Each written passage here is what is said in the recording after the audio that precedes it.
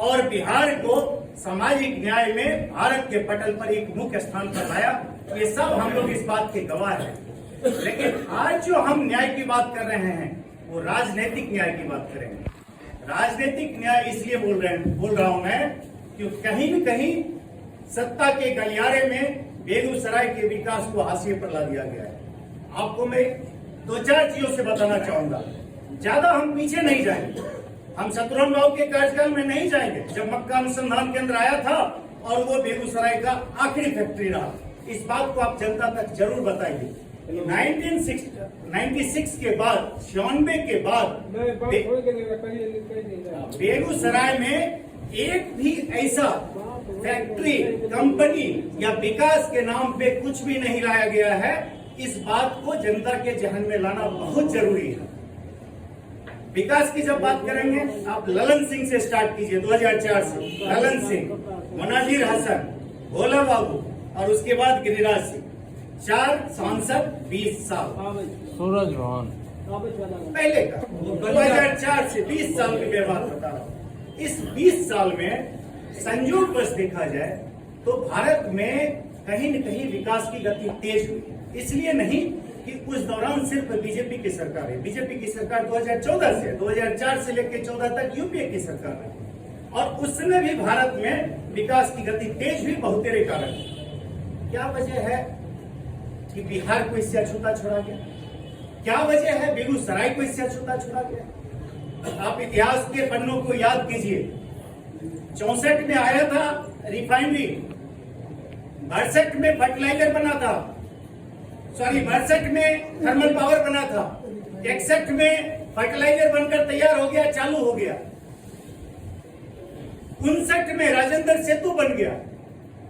क्या बिहार में सिर्फ बेगूसराय अनोखा था? नहीं, बेगूसराय का नेतृत्व स्ट्रॉन्ग था। मजबूत नेतृत्व ने तमाम चीजों को बेगूसराय में लाने का काम किया। और जब आप उन विकास की गति को देखेंगे, अब जब हिंदुस्तान में विकास की गति कहीं न कहीं एक मोमेंटम पकड़ी हुई है, बेगूसराय में कुछ भी नहीं। आप लोग इस बात को जनता तक ले जाना चाहेंगे कि नहीं कि जिस राजेंद्र पुल को अल्टरनेट पुल बनाने की बात 2014 के चुनाव में की जा रही थी, आज भी वही हो रहा है। अरे बनाने की बात तो छोड़िए, मरम्मत 2014 में भी हो रहा था और आज भी हो रहा है। आज भी सिंगल लेन में गाड़ियां जा रही हैं। क्या वजह है? और अगर आप पुल बनाने में गंगा नदी या फिर डेमोग्राफिक चीज की बात करेंगे या इन्वायरमेंटल चीजों की बात करेंगे तो गंगा से अधिक खतरनाक नदी ब्रह्मपुत्र है। लेकिन क्या वजह है कि वो 2 साल में असम में बनकर तैयार हो गया? इच्छा शक्ति, स्ट्रॉन्ग नेतृत्व। हमारे बेगूसराय को उनसे कहीं न कहीं दूर रखा गया और अब हाशिए पर आ गए।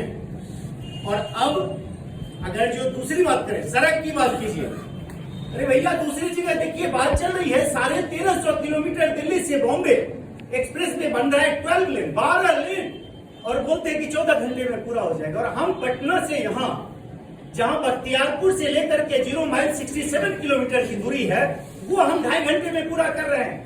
और 2014 में भी इस सड़क के बनाने की बात चल रही थी।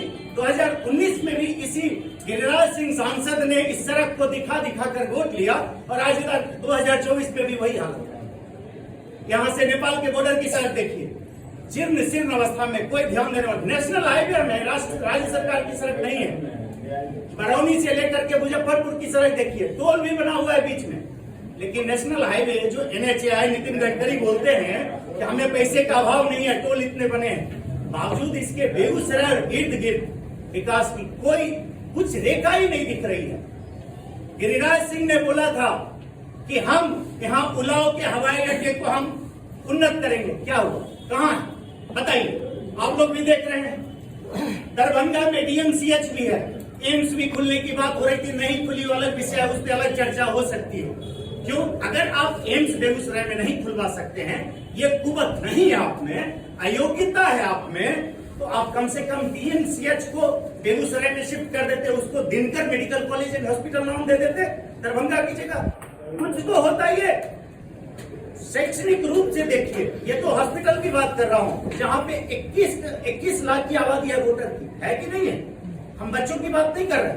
और 21 लाख आबादी में देखिए एक सदर अस्पताल, वो भी राज्य सरकार किसी तरह से अभी चलाने का प्रयास कर रही है, किसी तरह ढीली पत्नी चल रही है। क्या हमें स्वास्थ्य सेवा लेने का अधिकार है कि नहीं है?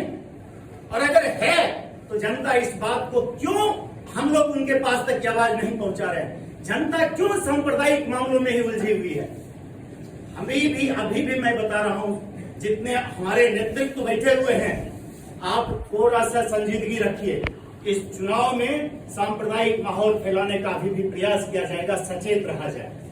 और अगर किसी भी ढंग से सांप्रदायिकता की बात हुई, ध्रुवीकरण की बात हुई, जिसका प्रयास हो रहा है, झटका मीट की बात हो रही है, झटका मीट का दुकान खोला जा रहा है, जो बेकार की फजूल बातें हैं। एक प्रबुद्ध वर्ग और खास करके बेगूसराय की धरती, भारत का लेनिनग्राद, जहां पे क्रांति का सारा इतिहास लिखा गया, इस जगह पर जब ऐसे व्यक्ति आते हैं और मुद्दा विहीन राजनीति करके यहां से 4 लाख 22,000 वोट से जीत जाते हैं, तो सवाल है कि हम इस क्राइसिस में, इस राजनीतिक संकट में और राजनीतिक न्याय के संघर्ष में हम कैसे अपनी आहुति देने की बात मैं कर रहा हूं।